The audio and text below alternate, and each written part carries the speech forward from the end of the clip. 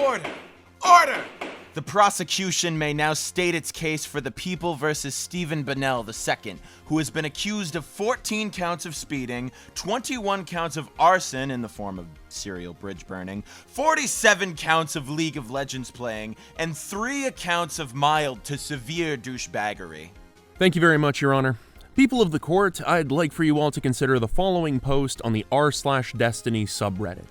To understand this post, you don't need to have seen many of Mr. Bonnell's streams, be a part of his subreddit, or even have any context for what this post pertains to. If anything, you only need to have read the title of the post to understand the issues that we'll be discussing in today's trial. Destiny's tweets hurt, even though he was right.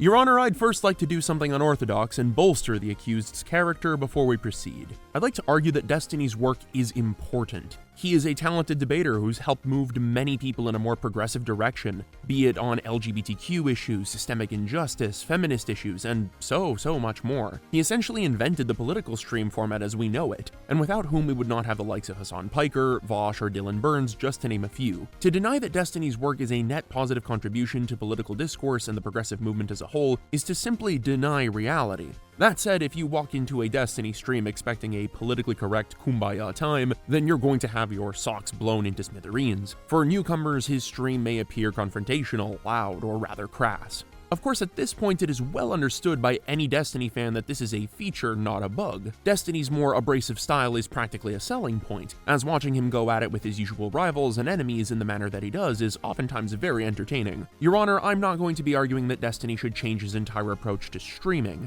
Instead, his infractions largely stem from 3 patterns of behavior that tend to come up from time to time that I'm going to call the 3 levels of Destiny cringe.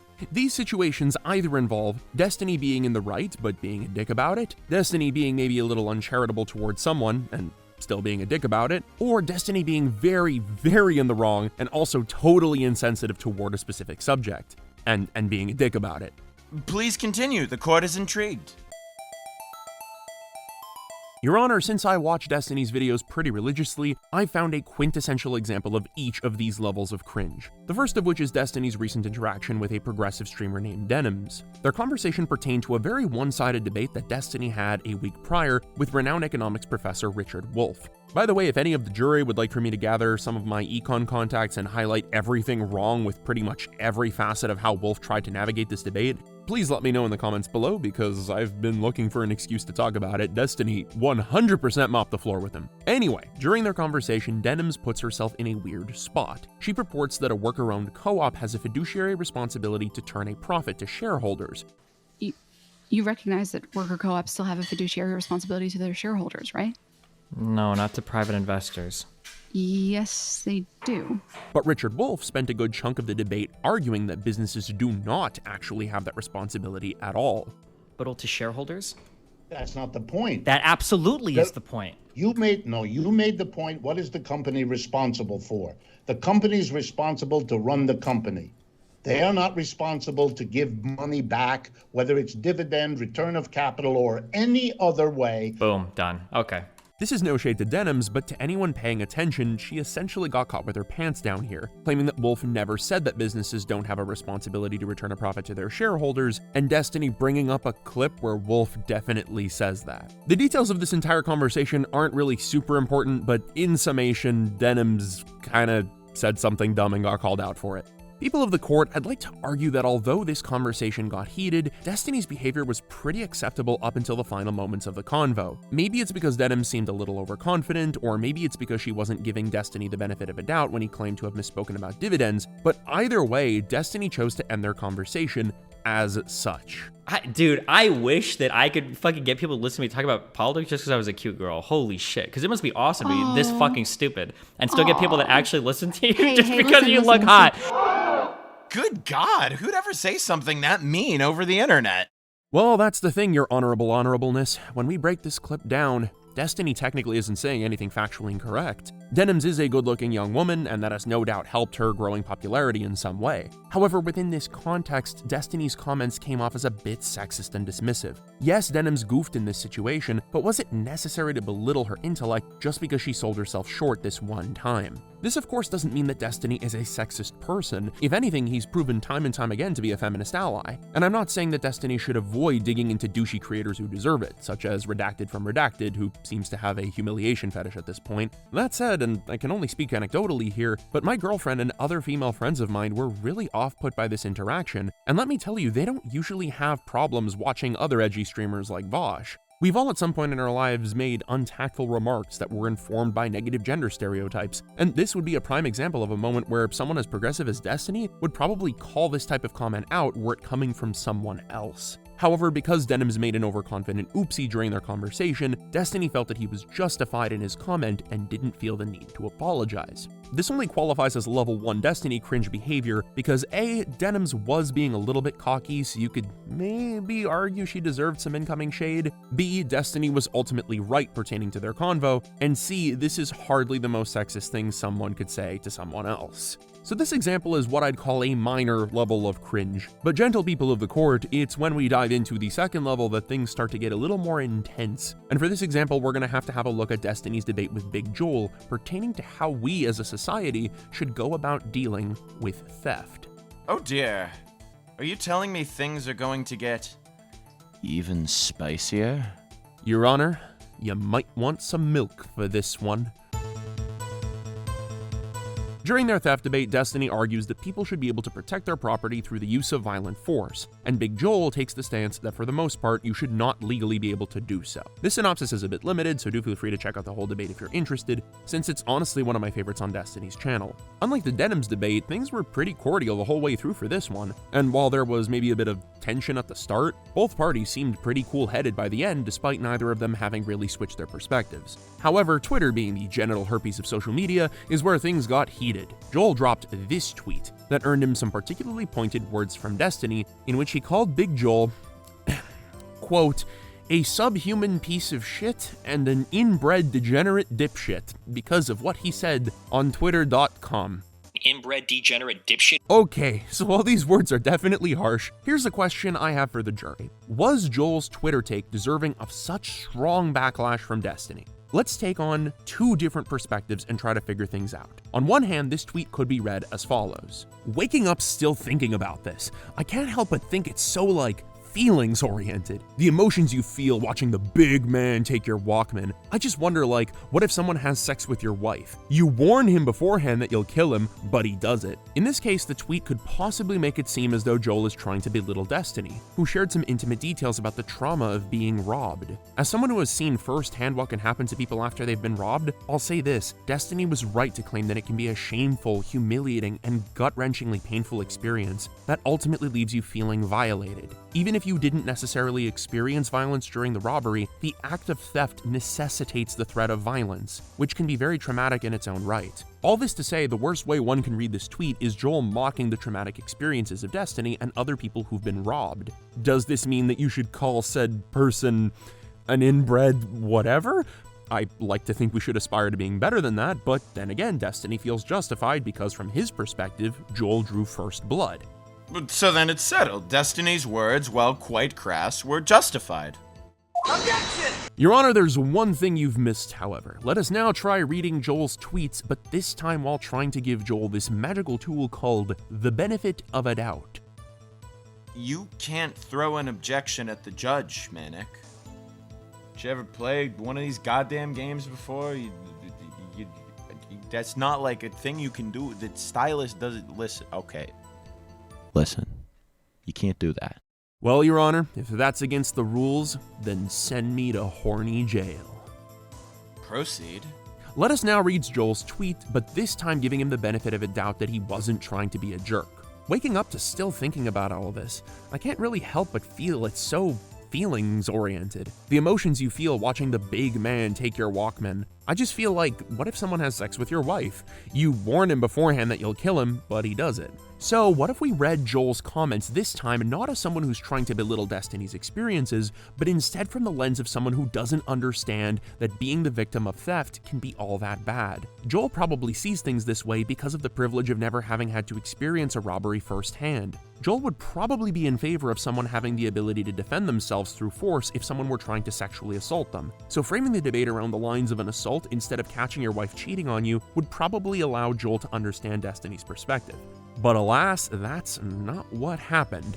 Inbred degenerate dipshit. Now, I'm a fan of both of these creators, though I don't know either of them personally, and neither do most of you watching this. However, here's a fun question. Which reading of Joel's tweets is the most conducive to creating a space in which the topic of violent self-defense can be discussed? While I'm sure that Destiny got some immediate satisfaction out of unleashing his wrath on Joel, A, there's no evidence to suggest that Joel was using a dismissive tone in the tweet, and B, people will understandably be worried about coming out and criticizing your points for fear that you might misread their tone and go off on a tirade, calling them fucking inbred. Seriously, dude, you are good with the insults. That one is just that one's right for the jugular. And I know that Destiny doesn't want to create an environment where people are uncomfortable criticizing him or his points. As someone who's been a part of his community for a while now, I can assure you that the guy really tries his best to create a community in which people can be openly critical of his takes. It is to me incredibly apparent that this type of behavior from Destiny is antithetical to the very philosophical foundation upon which he's built his community. So if Destiny ever finds himself wondering why so many people in his community were off-put by his tirade, it's probably because he spent so much time trying to mitigate the levels of toxicity on his corner of the internet, but has paradoxically been contributing to said toxicity lately. Hot take, but I like watching Destiny debate competent opponents, and let's be honest, most competent debate opponents are going to be coming from the left-leaning side of the aisle. I guess no disrespect to Coach Red Pill. I don't think I'm alone in saying that watching Destiny fight against the same tired points from the alt-right and conservatives is gonna get a bit tiring eventually. If you run all of your opponents away from you by being too toxic, then no self-respecting person will want to debate you anymore, and you'll only end up facing off against debate opponents who are just in it to get their names heard. This makes for boring-ass content that less people will want to watch. It is thus well within Destiny's best interest to make sure that the best left-wing debaters aren't all repulsed at the very idea of debating him. I know this, Joel's never stepping into a debate arena with Destiny ever again, and that sucks because the theft debate was among the most interesting on his channel, and I know that I'm not alone in believing this. But if you want peak toxicity, people of the court, let's talk about the Demon Mama situation. Oh God, do we have to? Yeah, we have to. A trans creator named Demon Mama said that people were harassing her and being transphobic toward her online. Destiny said she faked this. There is no evidence that she faked this. Destiny has admitted that there's no evidence that she faked this. This is petty and Destiny knows it.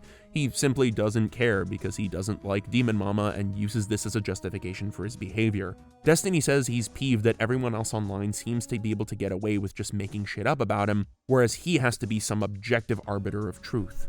I know that this is by far my hottest take of the video, but making light of people who faced online harassment is wrong, and making shit up about people is also wrong, even if said people are total jerks. What Destiny did is morally wrong because we don't want to live in a world where people just make shit up about the people they don't like. And while others will continue to lie, there needs to exist good role models who can remind us that despite how dark and grimy others may be, we should act in a manner that reflects the ideals that we hope to see from greater society. And you can't do that by making shit up about people you don't like, Destiny.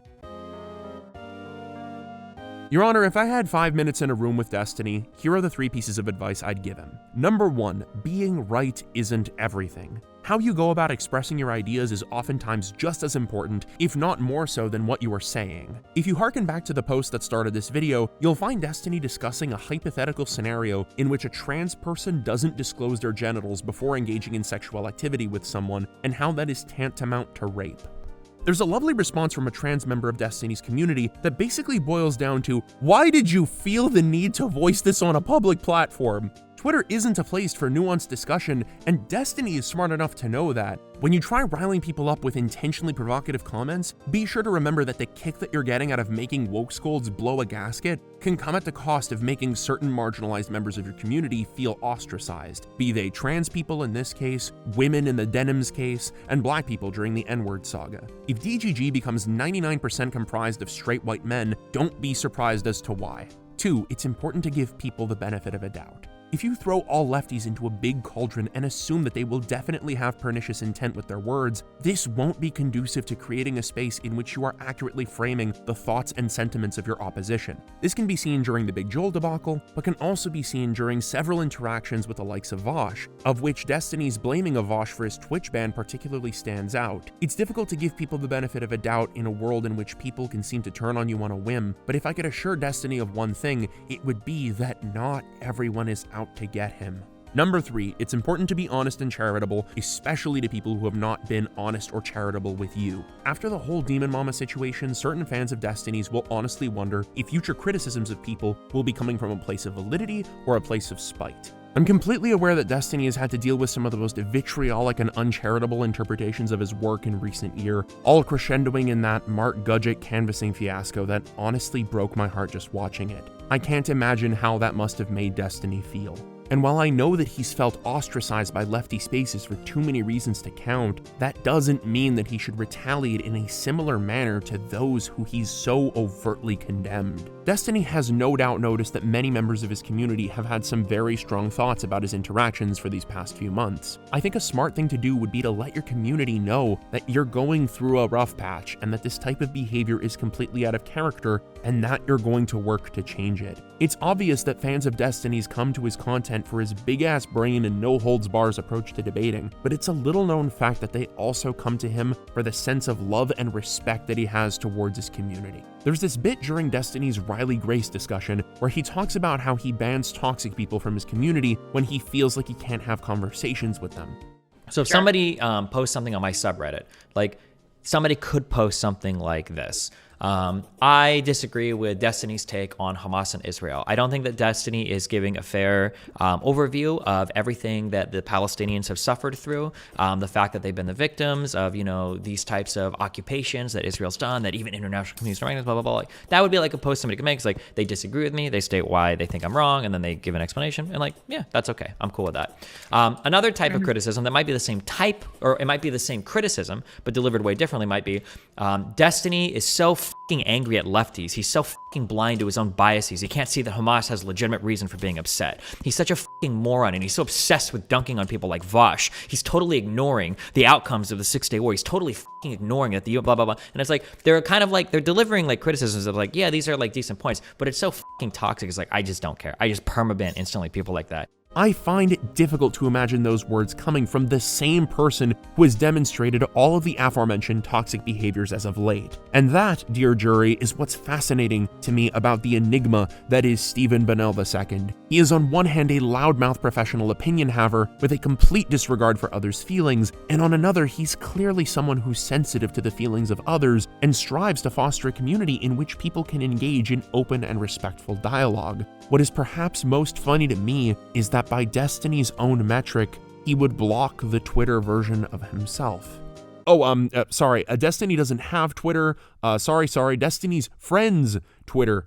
Strip that from the court records. Thank you very much. Hello everyone, thanks for watching this. I assume there are going to be many DGGers like myself who watch this video, and to you people, look, I can't make it apparent enough that I really like Destiny's content, and I really think he's an important figure. I would not have made this video if I didn't care about the guy's well-being.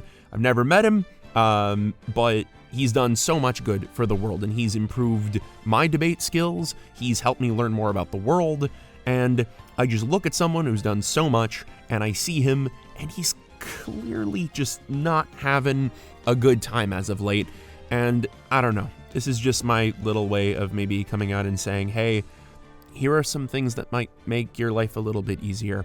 I know there are other members of the community like me who feel the same. So this is my way of reaching out. If he sees this, then yeehaw. If not, then fellow DGGers, just keep pushing. Let him know that, we're feeling this way about him, right? We can't just, sit back and just kind of watch him self-destruct. I understand that he's been going through a bit of a rough time, but Mr. Demolition Man can't burn all of his bridges, otherwise we're not going to have any fun content, and I know he wants to make fun content too. Anyway, peace out, guys. Have a lovely day. Or don't, it's your choice. In conclusion, Destiny's a pussy bitch. Case closed.